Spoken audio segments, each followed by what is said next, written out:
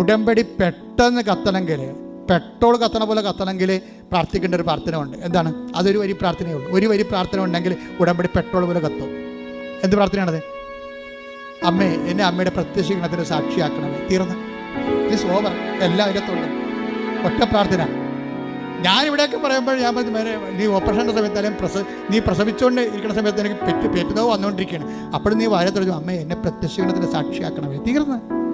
പ്രത്യക്ഷീകരണ പ്രാർത്ഥനയുടെ കൺസൈസ് രൂപമാണ്. അതിലിങ്ങനെ നമ്മൾ അതിൻ്റെ എന്താണ് കാച്ചി കുറുക്കി അതിൻ്റെ സത്ത് കടഞ്ഞെടുത്തിട്ട് എടുക്കുന്ന സംഭവമാണ് ക്യാപ്സൂള്. എന്താണ്? ഒരു ക്യാപ്സ്യൂൾ പ്രയറാണ്. കവറിൻ്റെ ക്യാപ്സ്യൂൾ പ്രയർ. എന്താണ്? പറഞ്ഞേ, അമ്മേ എന്നെ അമ്മയുടെ പ്രത്യക്ഷീകരണത്തിന്റെ സാക്ഷിയാക്കണമേ. ഇതൊരു 10 പ്രാവശ്യം നിനക്കൊരു ദിവസം പറയാൻ ഇടയായി കഴിഞ്ഞാൽ നീ നിന്റെ കവനന്റിലെ ബയോളജിക്കൽ റിലേഷൻ കീപ്പ് ചെയ്യാൻ പറ്റും. സാങ്കേതിക ജ്ഞാനമല്ല, സാങ്കേതിക റിലേഷൻ, ടെക്നിക്കൽ റിലേഷൻ ഉണ്ട്.